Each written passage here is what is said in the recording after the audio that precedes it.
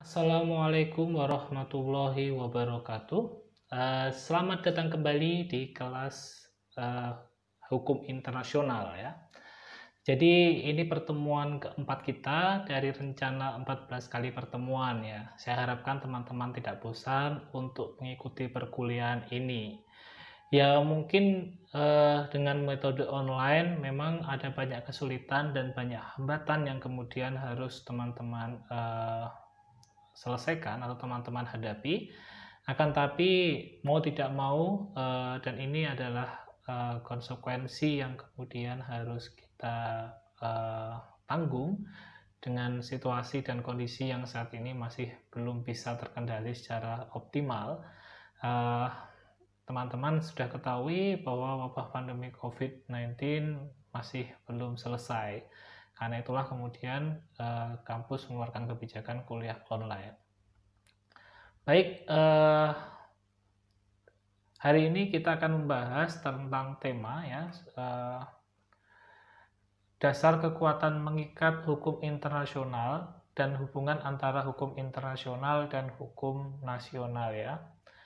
Ya, sudah teman-teman dapatkan minggu kemarin dan sudah teman-teman peroleh juga terkait dengan materi-materi mengenai apa itu hukum internasional, lalu kemudian sumber-sumber hukum internasional. Nah, dan teman-teman juga sudah memahami bahwa pada hakikatnya hukum internasional adalah sebuah kesepakatan ya atau agreement. Nah, karena itulah kemudian itu yang membedakan antara hukum internasional dengan hukum nasional. Kalau hukum nasional bersifat imperatif, ya, kalau kalian kemudian tidak mentaati peraturan, maka bisa dikenakan sanksi. Ada reward, ada punishment.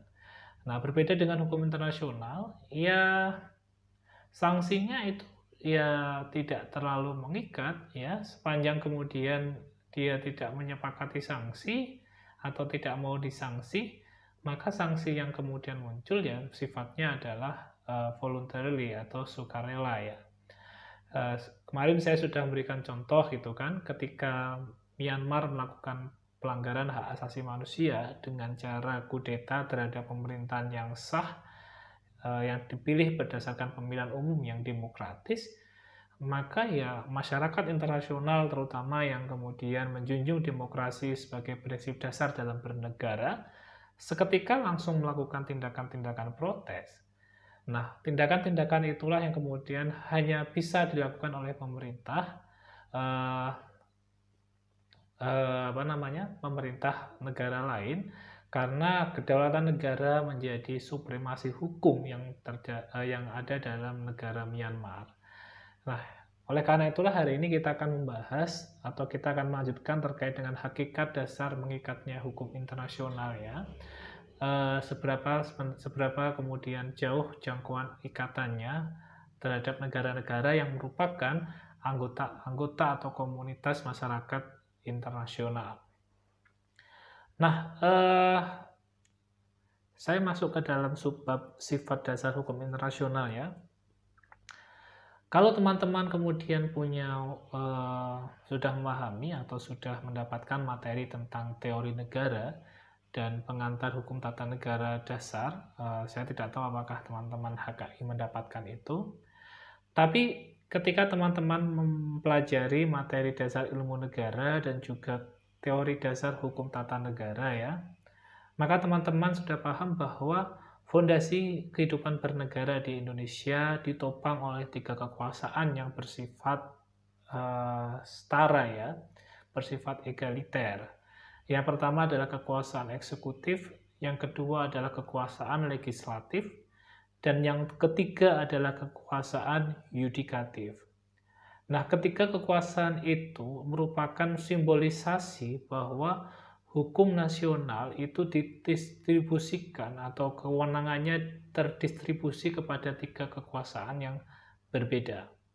Kekuasaan eksekutif sebagai pelaksana dari undang-undang dasar atau pelaksana undang-undang. Kemudian kekuasaan legislatif mempunyai kewenangan untuk membentuk peraturan, sementara itu kekuasaan yudikatif untuk menyelesaikan sengketa atau menyelesaikan persoalan, baik itu yang terjadi antara negara melawan masyarakat atau antara masyarakat melawan masyarakat itu sendiri. Nah, tapi kemudian ketika kita melihat sebuah desain hukum internasional, kekuasaan tersebut tidak terdapat atau tidak ada. Teman-teman melihat bahwa pimpinan tertinggi dari Persatuan Bangsa-Bangsa itu hanyalah Sekretariat Jenderal.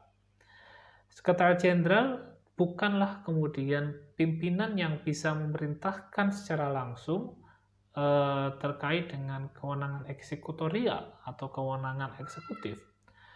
Sekretariat Jenderal tidak bisa menghukum negara secara langsung. Nah, Sekretariat Jenderal hanyalah kemudian menjadi ketua sekretariat yang menangani masalah anggaran, masalah perencanaan, dan masalah-masalah terkait dengan kesekretariatan saja, bukan terkait dengan eksekutorialnya.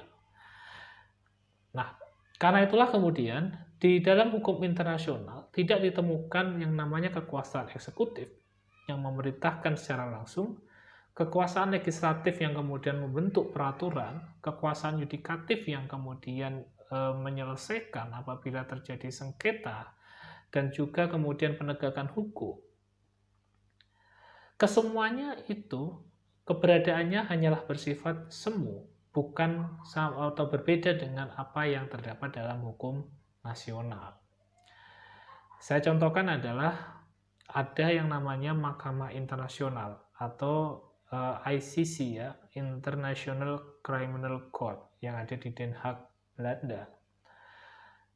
Ya, ICC itu baru kemudian mampu bersidang ketika kemudian ada kesepakatan bersama antara pihak yang berselisih. Saya contohkan seperti ini. Antara Indonesia dan juga China contohnya berselisih terkait dengan batas teritorial wilayah di Laut Natuna. Apakah itu kemudian menjadi wilayahnya pemerintah Indonesia ataukah menjadi wilayahnya pemerintah China? Kalau kemudian mengacu pada UNCLOS atau United Nations Convention Law of the Sea, maka ya jelas clear itu menjadi zona ekonomi eksklusif pemerintah Indonesia. Tapi kalau mengacu pada 9 garis putus-putus atau 9 borders line yang merupakan versi pemerintah Cina, yaitu menjadi wilayah kedaulatan pemerintah Cina. Kalau kemudian kedua negara itu sepakat mau menyelesaikan ini ke Mahkamah Internasional, maka Mahkamah Internasional baru bisa menyidangkan perkara tersebut. Dalam artian apa? Tidak bisa kemudian Mahkamah Internasional dengan tiba-tiba menyidangkan persoalan tersebut dan menghukum Cina contohnya. Karena salah satu persyaratan kemudian itu bisa disidangkan adalah kedua negara yang berperkara tidak mampu menyelesaikan dan meminta mahkamah untuk kemudian menyelesaikan persoalan tersebut. Tidak terlalu berbeda jauh sebenarnya dengan konsep arbitrase. Nah, karena itulah yang membedakan atau pokok-pokok dasar yang membedakan antara hukum nasional dan juga hukum internasional. Keberadaan kekuasaan eksekutif, legislatif, dan yudikatif serta penegak hukum dalam hukum nasional tidak terdapat dalam hukum internasional. Nah, karena itulah kemudian banyak yang menyatakan bahwa hukum internasional pada dasarnya adalah sebuah kaidah, bukan sebuah hukum yang sifatnya positif. Kenapa? Karena mengacu pada beberapa pendapat. Salah satunya adalah pendapat yang disampaikan oleh John Austin ya, yang merupakan pelopor legal positivis.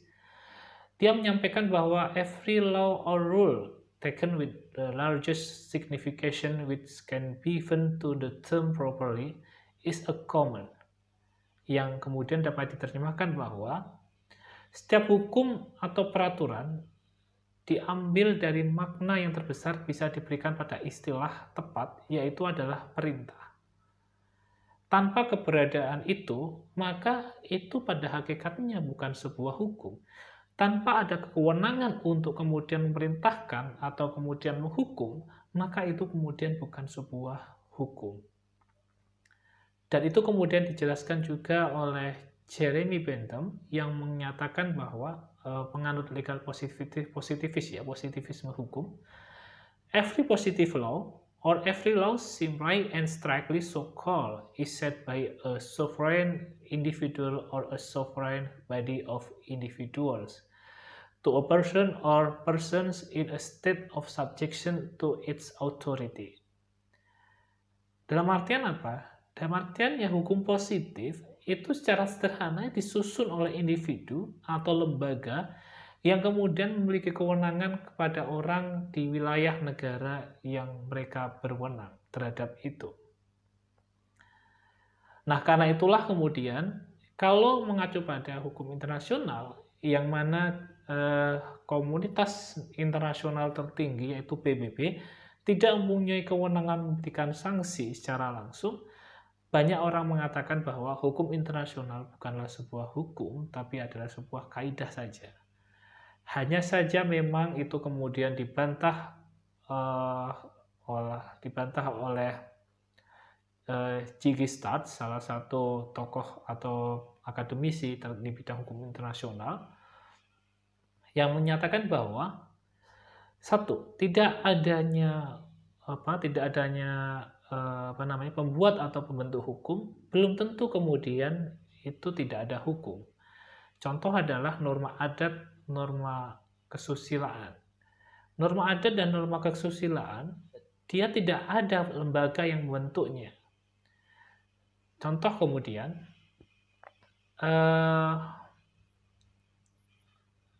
berpakaian dengan agak terbuka, mohon maaf, bagi perempuan, secara kesusilaan mungkin di daerah-daerah tertentu itu menjadi sesuatu yang tabu, ya.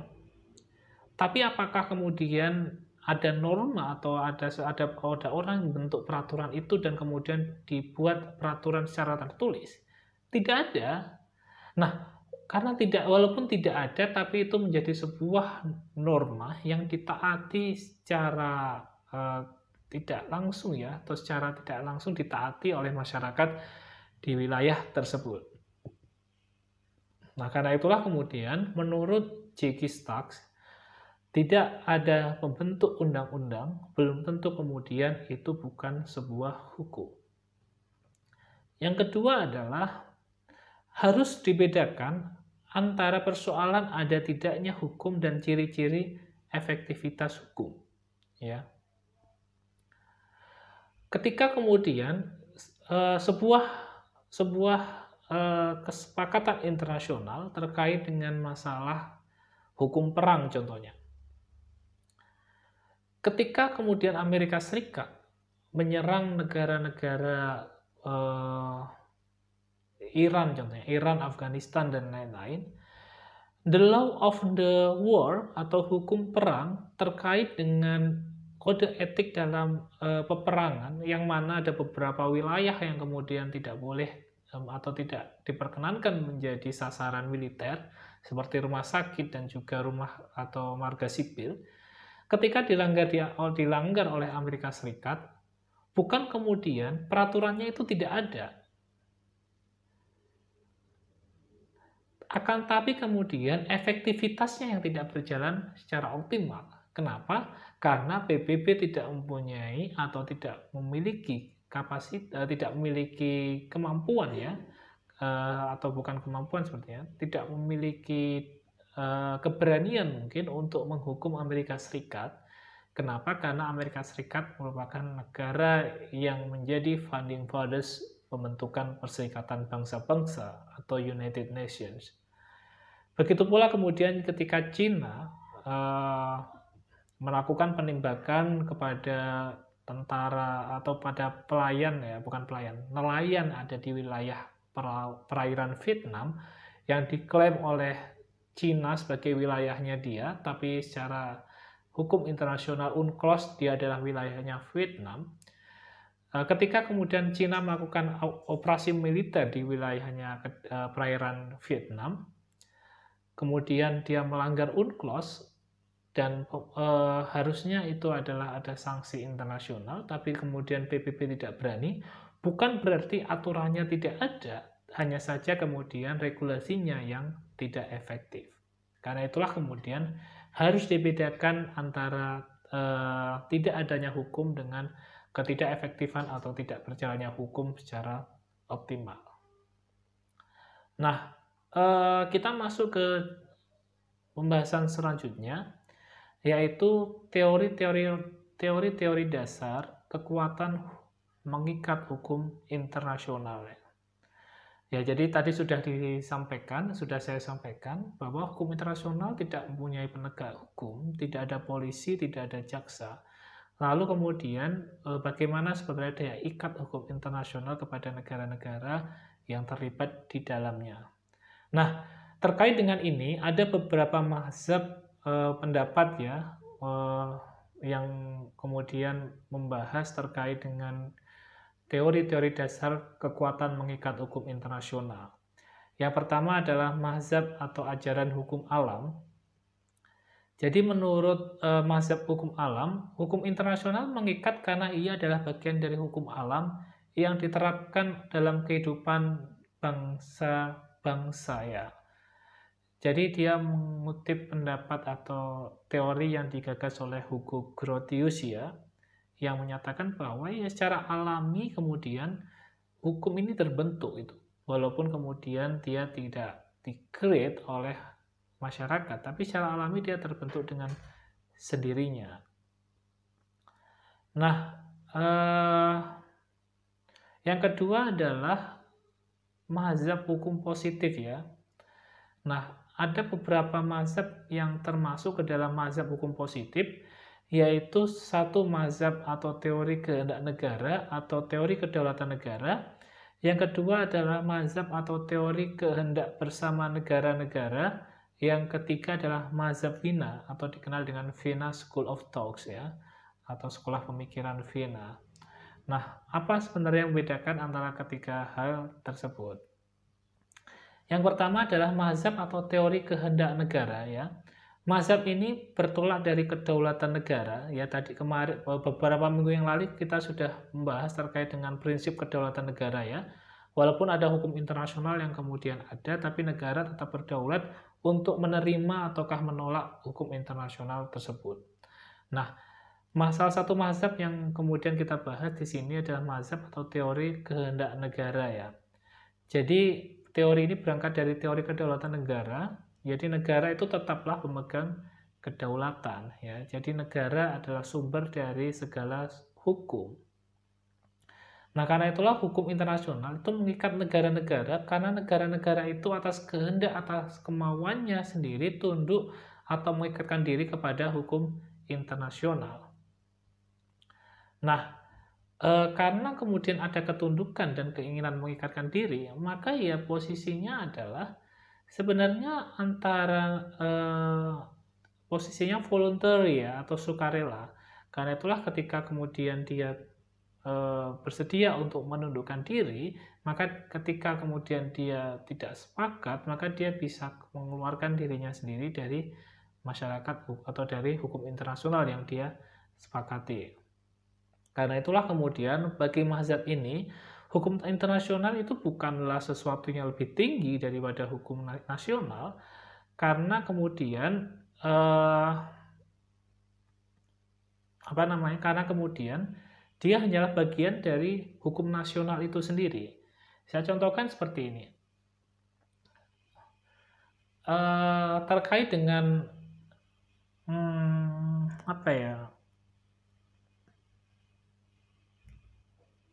terkait dengan batas-batas teritorial ya, itu yang kemudian saya ingat saja, yang kita sepakati di UNCLOS itu, ketika kemudian disepakati batas-batas teritorial antara negara satu dengan negara lain, pada hakikatnya kemudian negara pun mengatur itu dalam hukum nasional ya. Kita ada hukum nasional, kita meratifikasi juga, dan itu kemudian kita jadikan undang-undang yang sifatnya nasional.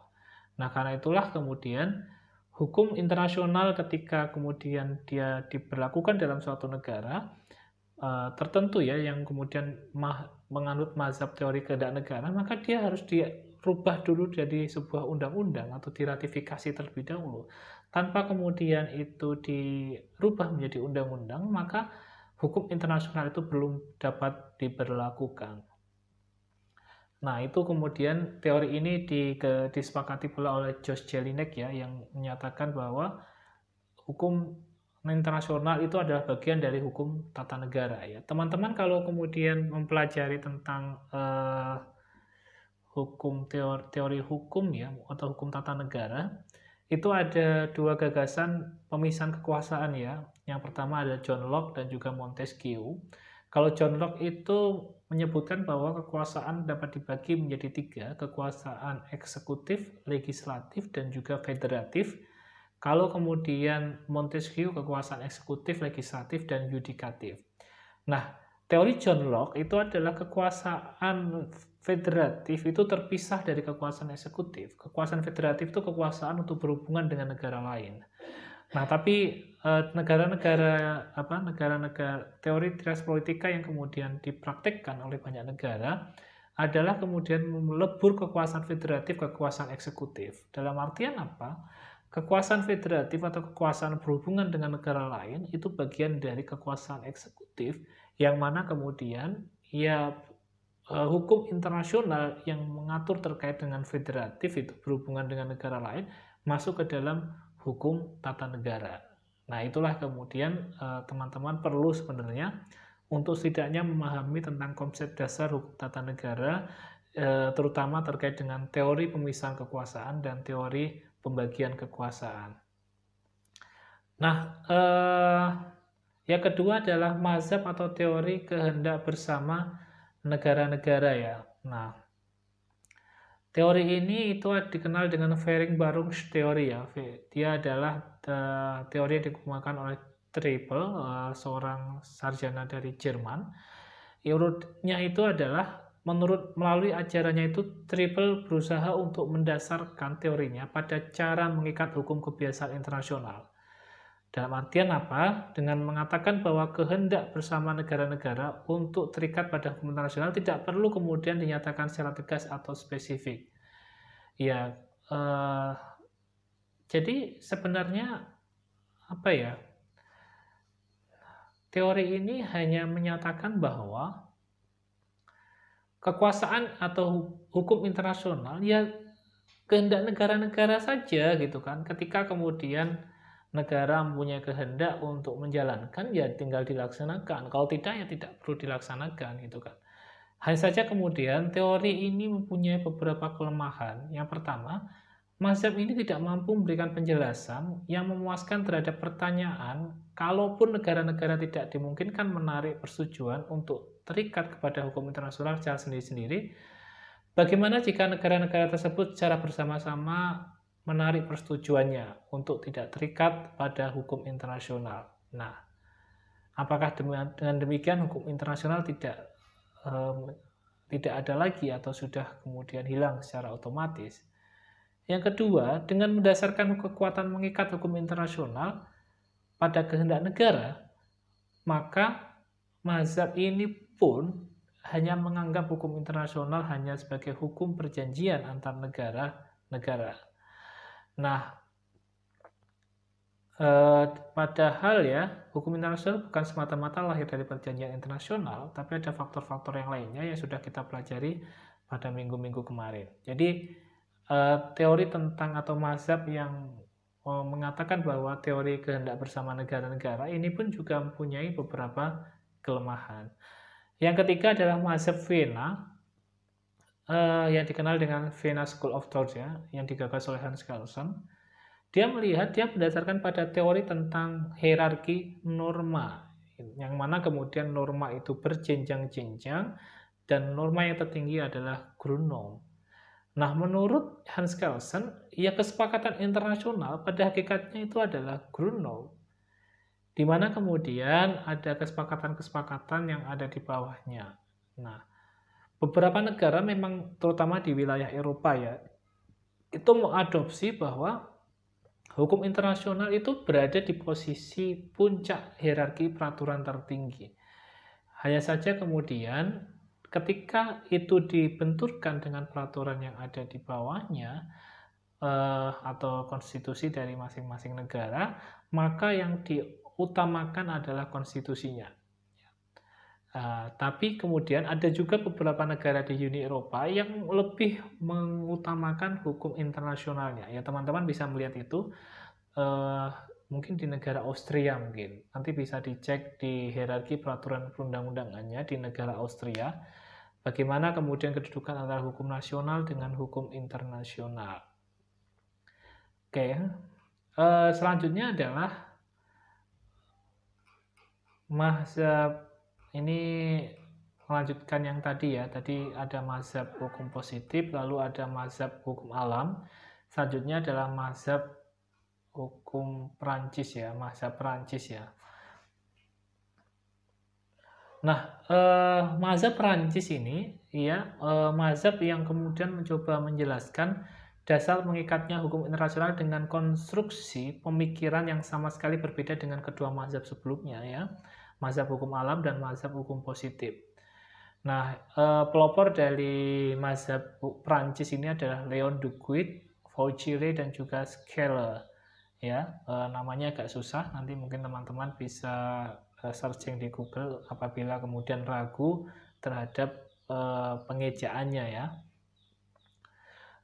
Mazhab Perancis ini meletakkan dasar mengikatnya hukum internasional pada faktor-faktor yang mereka sebut sebagai fakta-fakta kemasyarakatan atau fact sosial, yaitu berupa faktor biologis, sosiologis, dan juga sejarah kehidupan manusia.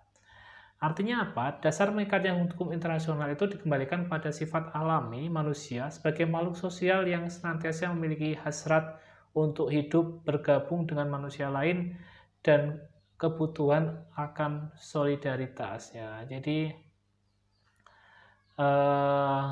mazhab ini lebih pada faktor sosial ya. Jadi melihat hukum lebih dalam konteks sosiologis, dalam artian negara tidak mungkin kemudian dia berdiri sendiri, tapi juga karena ada faktor sosiologis di mana kemudian kita harus hidup bertetangga, harus hidup saling menghormati dan juga menghargai.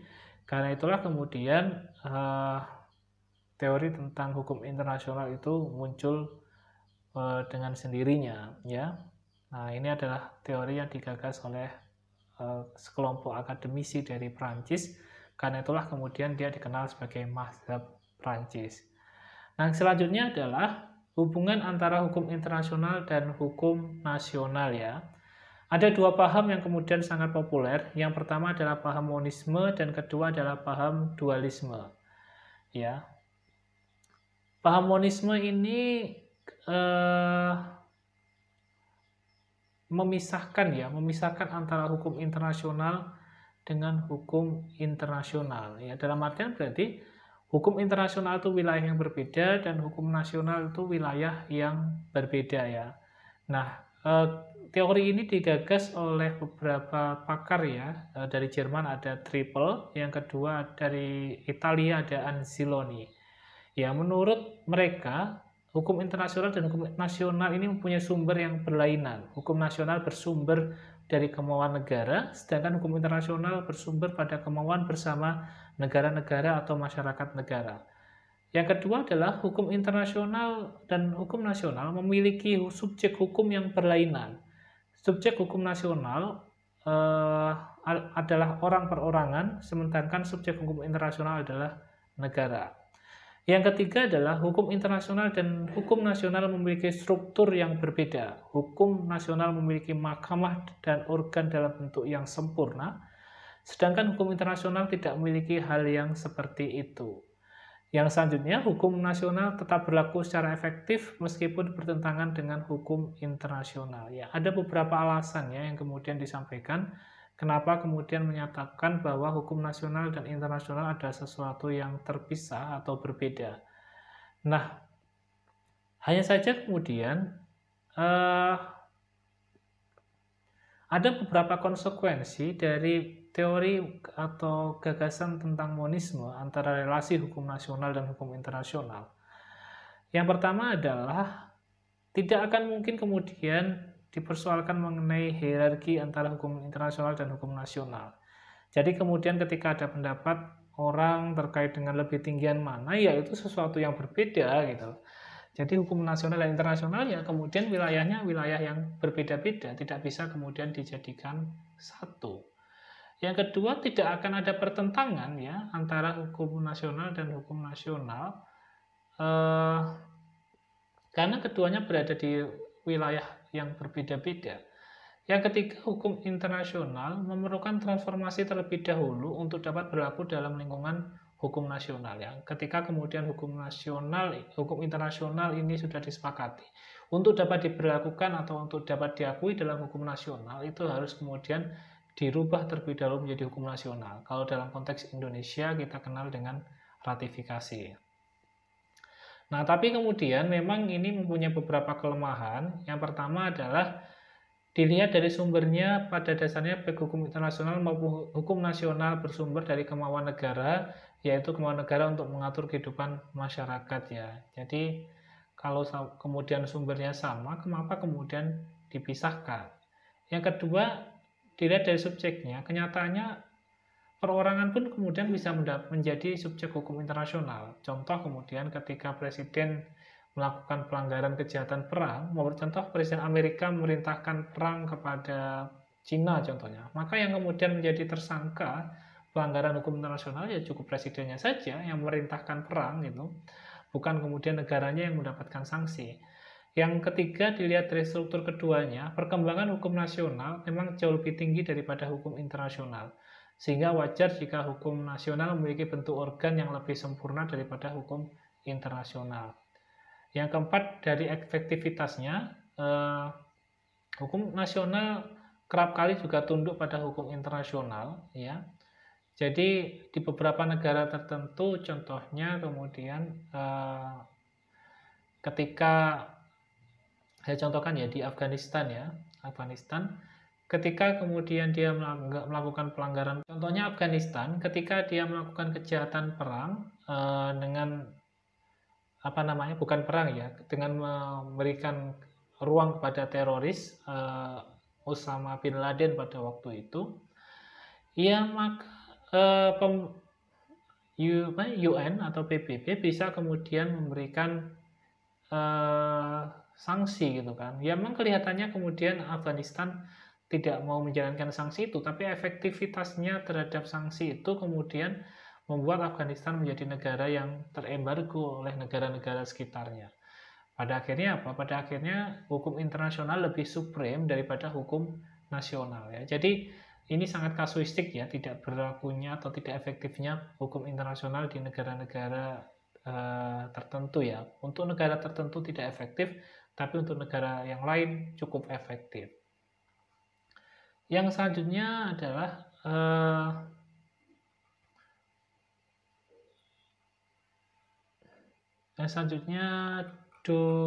dualisme ya. Jadi kemudian melihat hukum internasional dan hukum nasional itu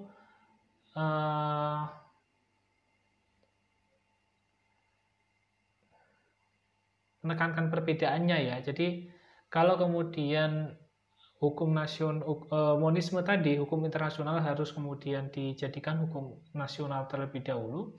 Untuk dualisme, hukum internasional diakui sebagai bagian dari hukum nasional yang kemudian disepakati sebagai norma yang lebih tinggi daripada hukum nasional. Dan itu sudah diberlakukan di beberapa negara, contohnya di negara-negara Uni Eropa yang mengakui bahwa hukum Uni Eropa itu mempunyai kedudukan lebih tinggi daripada hukum nasional. Arti hanya ada beberapa negara saja yang kemudian menempatkan hukum internasional lebih tinggi daripada hukum nasional. Oke, mungkin itu dulu dari saya. Nanti kita lanjutkan dalam sesi tanya jawab. Wassalamualaikum warahmatullahi wabarakatuh.